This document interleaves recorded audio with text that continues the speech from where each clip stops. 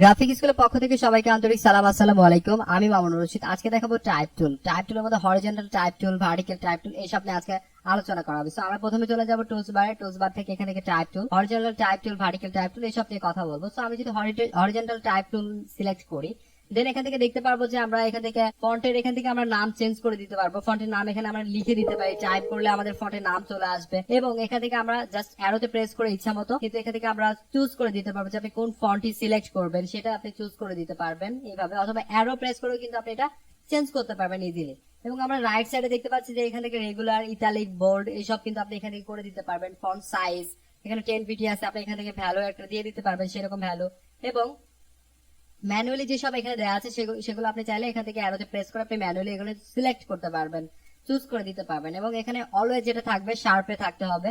And right সাইডে দেখতে পাচ্ছি যে আমরা left alignment, centre alignment and হচ্ছে রাইট যেটা অ্যালাইনমেন্ট আছে, সো এই তিনটে অ্যালাইন এখান থেকে আমরা ইউজ করতে পারবো। এবং তার পাশে দেখতে পাচ্ছি যে আমরা কালার, টেক্সটের যে কালার দেখেন এখানে কি কালার পিকার, টেক্সট কালার। সো আমরা এখান থেকে টেক্সট কালার এখান থেকে ইউজ করতে পারবো। সো কি করে এগুলো ইউজ করা হয় সেগুলো আমরা দেখবো। জাস্ট আমরা এরকম যদি আমরা সিলেকশন করে দেখাই যে আমরা এতটুকুর মধ্যে আমরা এখানে সেই টেক্সট গুলো দিব, তাহলে আমরা এভাবে সিলেক্ট করে দিব। এবং আমি টেক্সট কিছু কপি করেছি, জাস্ট সেই টেক্সট গুলো আমরা জাস্ট কন্ট্রোল ভি দিয়ে এখানে যদি পেস্ট করে দিই তাহলে আমার লেখাগুলো চলে আসবে। আচ্ছা, এটা অনেক বড়, সো আমরা এটা ছোট করে নিব। জাস্ট আমি ছোট একটা জায়গার মধ্যে সেটা দেখাবো। ওকে ওকে, ডান। জাস্ট আমরা ওকে প্রেস করলে আমরা সেই লেখাগুলো এখানে টেক্সট গুলো দেখতে পাবো, যে টেক্সট গুলো আমরা এখানে জাস্ট এখানে পেস্ট করে দিলাম, সেই টেক্সট গুলো এখানে চলে এসেছে। এখন বিষয় হচ্ছে যে এখান থেকে আমরা যদি অ্যালাইনমেন্ট যদি দিতে চাই, সাপোজ আমরা সেন্টার অ্যালাইন দিতে পারবো, রাইট অ্যালাইন দিতে পারবো, লেফট অ্যালাইন দিতে পারবো। এখান থেকে আমরা চাইলে এখন কালার ফন্ট আমরা চেঞ্জ করতে পারবো, সাপোজ সেন্সেশন দিয়ে দিতে, এইভাবে আমরা করতে পারবো।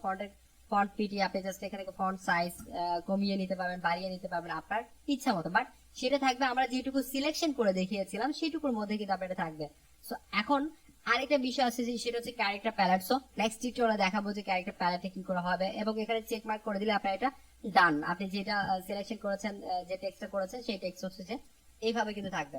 সো এর পরবর্তী টিউটোরিয়ালে দেখাবো হচ্ছে ক্যারেক্টার প্যালেট কি করে আপনি ক্যারেক্টার প্যালেট থেকে টোটাল আপনার টেক্সটটাকে এডিট করবেন এবং টেক্সটটাকে কাজ করা যায়। ক্যারেক্টার প্যালেট টাইপ টুলে যে আমরা ইউজ করব ক্যারেক্টার প্যালেটটি, সেটা আমরা ইউজ করব। সো আমরা প্রথমে চলে যাব টাইপ টুলে। টাইপ টুলে যাওয়ার পর আমরা যদি জাস্ট টেক্সটটাকে যদি সিলেক্ট করি, দেন টেক্সট সিলেক্ট করার পর অথবা টেক্সট সিলেক্ট করার পর জাস্ট কন্ট্রোল টি প্রেস করি, তাহলে আমাদের ক্যারেক্টার প্যালেট চলে আসবে। অথবা আমরা যদি জাস্ট এই টেক্সটটা যদি সিলেক্ট করার পর আমরা যদি কাজ করতে চাই, সেক্ষেত্রে আমরা চলে যাবো উইন্ডো মেনু।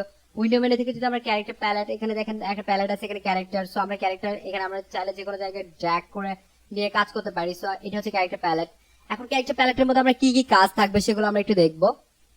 আমরা এখানে কাজ করেছিলাম প্রথমে যে অপশন বার থেকেও আমরা চাইলে সেটার ফন্ট আমরা চেঞ্জ করতে পেরেছি। এবং এই ক্যারেক্টার প্যালেট থেকেও সেটা আপনি চাইলে ফন্ট এখান থেকে সিলেক্ট করে দিতে পারবেন, এইভাবে ইচ্ছা মতো সিলেক্ট করে দিতে পারবেন, অ্যারো প্রেস করে আপনি সেটা চেঞ্জ করতে পারবেন।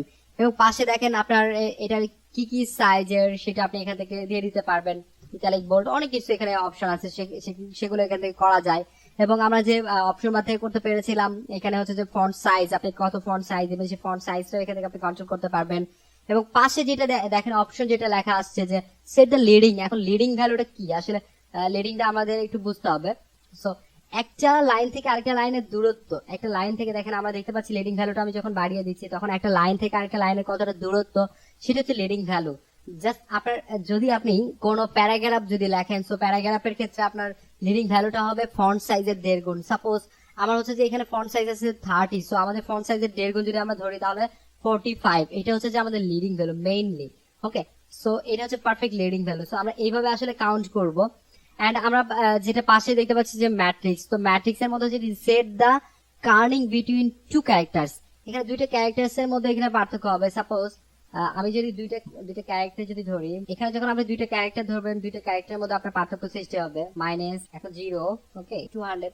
জাস্ট এটা থেকে আপনি কতটুকু দূরত্ব, ঠিক আছে, এটা আপনি কতটুকু দূরত্ব, সাপোজ এখন 200 আছে, আমি 2000 যদি করে দিই, আমার এটা দেখেন প্রথম যে লাইনটা, অনেক সময় দেখবেন আপনার এটা হচ্ছে যে কি বলে আপনার হচ্ছে যে দেখবেন পত্রিকাতে যেটা থাকে যে প্রথম লাইনটা অনেক দূরে থাকে। সো এই জিনিসটা কাজ করবে হচ্ছে যে আপনার এখান থেকে কার্নিংসটা, সো প্রথম লাইনটা এখান থেকে স্টার্ট হবে।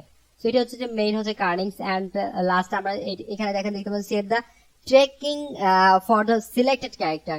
সো আমরা যখন সিলেক্টেড ক্যারেক্টার সিলেক্ট করব, দেন আমরা এই দুইটা ক্যারেক্টারের মধ্যে আমরা কিন্তু ট্রেকিং করতে পারবো, যে দেখেন যে ওই দুইটা ক্যারেক্টারের মধ্যে আমরা কতটুকু দেখেন পার্থক্য আমরা দেখতে পাবো। সাপোজ এখানে আমরা যদি 2000 করে দেই তাহলে দেখতে পাবেন যে আমরা লেখাটা অনেক বড় হয়ে গেছে। এইভাবে কাজ করবে এটা।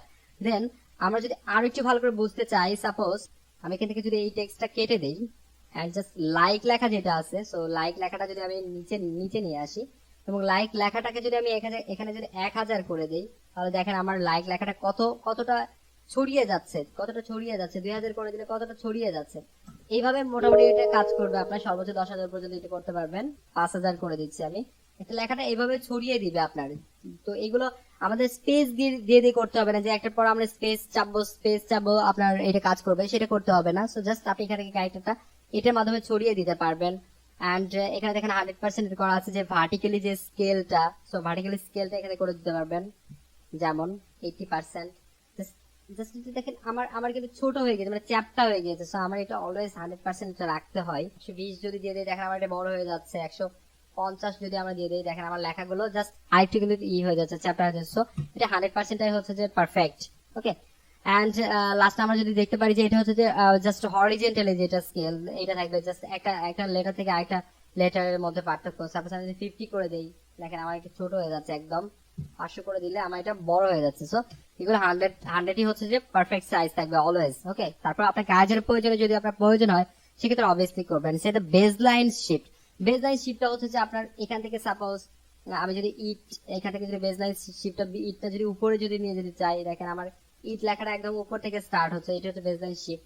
সো ইট ইজ লং, এরকম আপনার ইটটা উপরে চলে যাবে। জাস্ট আপনার কিন্তু এই লাইনটা কিন্তু ঠিক আছে, এই লাইনটা কিন্তু একদম ঠিক আছে, বাট এটা হচ্ছে বেসলাইন করা রয়েছে, এই জন্য উপরে এটা উঠে যাচ্ছে। এইভাবে কাজ করা যাবে। সো এখন ব্যাপার হচ্ছে যে আমরা সাপোজ যদি ইটটাকে যদি কিংবা প্রথম লাইনটাকে এই লাইনটাকে যদি আমরা আরো বোল্ড যদি করতে চাই, বোল্ড করা আছে, সেক্ষেত্রে আমার প্রথমে যে টি আছে সেটিতে ক্লিক করে দেখেন আমার এটা সর্বোচ্চ বোল্ড হবে। এখান থেকে আমরা যদি ইটালিক করতে চাই এখান থেকে ইটালিক করতে পারবো। সাপোজ এই লেখাগুলো করা আছে এখন স্মল লেটার, এখন যদি আমরা সবগুলো চাই যে একটা ক্লিকের মাধ্যমে আমরা অল ক্যাপচার লক হয়ে যাবে, আই মিন সবগুলো ক্যাপিটালে হয়ে যাবে। সো আমরা জাস্ট একটা যদি ক্লিক করি তাহলে দেখবেন সবগুলো আমাদের ক্যাপিটাল লেটারে এখানে হয়ে যাবে। সো আমার স্মল করে দিচ্ছি। এন্ড অনেক লেখা আমরা দেখতে পারবো যে এন্ড এখানে যদি ক্লিক করি আমার লেখা ছোট এবং বড় হবে, জাস্ট একটা নিচে একটা হবে। আমরা আগে দেখেছি যে অনেক সময় অনেক আমরা যদি খেয়াল করি, সাপোজ আমি যদি এখানে A2 লিখি, A2 লেখার পরে কি স্কোয়ার, সো স্কোয়ার কিভাবে দিব? সো এখানে যদি আমরা ক্লিক করি তাহলে স্কোয়ার, এ যদি নিচে আমরা A2 এইভাবে দিতে পারবো। সো এই হচ্ছে বিষয়, আমরা এইভাবে জাস্ট এগুলো ক্যারেক্টার প্যালেট থেকে আমরা সিলেক্ট করে দিতে পারি। সাপোজ আপনি যদি এখানে লিখতে পারেন যে 30% off, I mean 30% discount. So এই 30% ডিসকাউন্ট নিচে আপনি লিখে দিতে পারেন কত টাকা। আগে ছিল 500, এখন হচ্ছে যে 300। সো আপনি এটা কেটে দিবেন কি করে, জাস্ট একটা ক্লিক করেন আপনার লেখাটা এটা কেটে যাচ্ছে। এন্ড আমি যদি এখানে লিখি যে 300 লেখার পর আমি সিলেক্ট করে জাস্ট অফ করে দিচ্ছি, তার মানে কিন্তু মানুষ বুঝতে পারছে যে আগে ছিল 500 এখন হচ্ছে 300। এই কাজগুলো করা হয় জাস্ট এই ক্যারেক্টার প্যালেটের মাধ্যমে খুব ইজিলি ভাবে। এই হচ্ছে মোটামুটি ক্যারেক্টার প্যালেটের বিষয়। আমরা এরপর দেখাবো প্যারাগ্রাফ প্যালেটটা। সো এই ছিল আজকের মতো। তো এর আগে আমরা দেখেছিলাম টাইপ টুল এবং ক্যারেক্টার প্যালেট। সো আজকে প্যারাগ্রাফ প্যালেটের আমরা কিছু অপশন দেখবো কি করে কন্ট্রোল করা যায়। সো প্রথমে আমরা এখান থেকে টুল বার থেকে হরিজন্টাল টাইপ টুল এখানে সিলেক্ট করার পর আমি জাস্ট এখানে ড্র্যাগ করে দেখিয়ে দিচ্ছি যে কতটুকু জায়গা জুড়ে আমরা এখানে টেক্সট লিখবো। সো আমি টেক্সট কিছু কপি করে রেখেছি, জাস্ট এখানে পেস্ট করে দিচ্ছি। পেস্ট হয়ে গেল, কন্ট্রোল ভি প্রেস করে। এখন যেটা করতে হবে, যদি আপনার এখানে যদি ক্যারেক্টার প্যালেট যদি নিয়ে আসা না থাকে, আমার এখানে প্যারাগ্রাফ প্যালেটে নিয়ে আসা আছে। সো সেক্ষেত্রে আপনি যদি নিয়ে আসতে চান, যদি না থাকে সেক্ষেত্রে উইন্ডো মেনু থেকে আপনি প্যারাগ্রাফ এখানে সিলেক্ট করে দিলে চলে আসবে, এখানে প্যারাগ্রাফ সিলেক্ট করে দিলে এখানে চলে আসবে। সো এই সেটিং সম্পর্কে আজকে আমরা জানবো এগুলো কি কাজ। আপনি যদি প্যারাগ্রাফ প্যালেটে যদি কাজ করতে চান সেক্ষেত্রে কোন টেক্সট নিয়ে কাজ করছেন সেই টেক্সটে আপনাকে সিলেক্ট করতে হবে, সিলেক্ট করে দেন কাজ করতে হবে। সাপোজ আমি যদি এখন লেফট অ্যালাইনমেন্ট দেই, সো লেফট অ্যালাইন এখানে কাজ করবে। যদি সেন্টার দেই তাহলে দেখেন আমার সেন্টার হয়েছে, এবং যদি রাইট অ্যালাইন দেই তাহলে আমাদের রাইট পাশ থেকে এখানে সোজা হচ্ছে। তো এইভাবে left right and centre alignment press করতে পারবো। এবং যদি আপনি জাস্টিফাই যদি করে দেন, জাস্টিফাই লাস্ট যদি আপনি করে দেন, এখানে দেখেন লাস্ট লাইন যেটা আছে লেফটে, এটা আপনি করে দিতে পারবেন। এবং দেখেন এটা সেন্টার করে দিতে পারবেন, এটা জাস্টিফাই সেন্টার। এন্ড এটা জাস্টিফাই লাস্ট রাইট যদি করে দিতে পারেন সেক্ষেত্রে রাইট সাইড থেকে লাস্টই হবে। এবং এটা করে দিলে একদম সমান হয়ে যাবে, কোনো এটা ঠিক থাকবে না। এটা আমার আলাদা আলাদা করে একটা প্যারাগ্রাফ, এটা একটা প্যারা, এটা একটা প্যারা। সো এই জন্য আমার এই লাইনটা একদম ভেঙে যাচ্ছে। হ্যাঁ, সো এটা হচ্ছে যখন আমরা ডিজাইনের ক্ষেত্রে যখন করবো তখন অবশ্যই যেটা কাউন্ট হয় সেটা হচ্ছে জাস্টিফাই লাস্ট লেফট, এটাও কিন্তু আপনার বেশি কাউন্ট হয়। সো এটা আপনি ইউজ করতে পারেন এবং আপনার প্রয়োজনের জন্য এসব অবশ্যই ইউজ করবেন, যেখানে যেটা লাগবে সেখানে সেটা ইউজ করতে পারবেন। এখন বিষয় হচ্ছে যে নিচে কিছু অপশন আছে, সো নিচের অপশনগুলো আমাদের জানতে হবে যে নিচের অপশনগুলো কি। সো আমরা এখানে ধরলে আমরা দেখা যাচ্ছে কি indent left margin. So left মার্জিনটা হচ্ছে এমন, সাপোজ এখানে যদি আমি 15 পিটি করে দেই, সো 50 পিটি যদি করে দেই, দেখেন তাহলে দেখতে পাবো যে আমরা যেখান থেকে লেখা স্টার্ট করেছিলাম তার থেকে কিন্তু এদিকে সরে গিয়েছে। সো এটা হচ্ছে এটার কাজ, যেখান থেকে আমরা লেখা স্টার্ট করবেন সেটা সরে যাবে এবং এটা হচ্ছে রাইট সাইড থেকে। সো আমি এই পাশ থেকে দিলে দেখেন রাইট সাইড থেকে এটা এদিকে চলে যাচ্ছে। এটা হচ্ছে এই টাইপের কাজ করবে আপনার। তারপর এখানে যদি আমি ধরে দেখেন Indian first line, so first লাইনটা হচ্ছে যে আমরা পত্রিকাতে অনেক সময় দেখতে পারি যে ফার্স্ট লাইনে দেখবেন প্রথম লেখাটা অনেক দূর থেকে সরে লেখা থাকে। সো আমি যদি এখান থেকে সাপোজ যদি সিলেক্ট যদি সব করি, দেন এখান থেকে আমি জাস্ট একটা যদি ভ্যালু দিয়ে দিই এটাতে 50, আমাদের এখানে প্যারাগ্রাফ আছে তিনটা, একটা দুইটা তিনটা প্যারাগ্রাফ। তো সবগুলো প্যারাগ্রাফে আমাদের ফার্স্ট লাইনগুলো এখানে সরে যাচ্ছে। সাপোজ আমি যদি 100 করে দেই, দেখেন আমার এখানে তিনটা প্যারাগ্রাফ আছে, এটা একটা প্যারাগ্রাফ, এটা একটা প্যারাগ্রাফ এবং এটা একটা প্যারাগ্রাফ। সো আলাদা আলাদা হয়ে যাচ্ছে আমাদের। এখন বিষয় হচ্ছে যে আমাদের এখানে তিনটা প্যারাগ্রাফ আছে, বাট দেখেন একটা প্যারাগ্রাফ থেকে আরেকটা প্যারাগ্রাফের কিন্তু দূরত্ব খুব কম, বাট বোঝাই যাচ্ছে না যে এটা প্যারাগ্রাফ। সো আমাদের অবশ্যই দূরত্ব সৃষ্টি করতে হবে। সো আপনি সেটা করতে পারবেন, নিচে যে অপশন আছে add space before paragraph. So এখান থেকে যদি আমি 100 করে দেই তাহলে দেখেন 100 করে দিলে অনেকটা বেশি হয়ে যাচ্ছে। সো আমি যদি এখানে 40 করে দেই তাহলে দেখেন আমার প্যারাগ্রাফ এখন কিন্তু বোঝা যাচ্ছে যে প্যারাগ্রাফ এগুলো। সো এইভাবে এটা আপনি কন্ট্রোল করতে পারবেন, জাস্ট এগুলো স্পেস দিয়ে না। দেখেন এর মধ্যে কিন্তু কোনো আমি স্পেস প্রেস করিনি, এখানে কোনো স্পেস প্রেস করিনি, জাস্ট এটা আপনার প্যারাগ্রাফ থেকে এগুলো করতে হবে। আদারওয়াইজ কিন্তু আপনার ডিজাইন করে যদি আপনি গ্রাফিক ডিজাইনের জন্য যদি কাজ করেন সেক্ষেত্রে অ্যাপ্রুভ হবে না, এবং নিজের জন্য আপনি যদি কাজ করেন তখন এটা অনেকটা পেইন হয়ে যাবে। সো প্যারাগ্রাফ প্যালেট অনেক ইম্পর্টেন্ট। এই ছিল আজকের টিউটোরিয়াল। সবাইকে অসংখ্য ধন্যবাদ। আসসালামু আলাইকুম।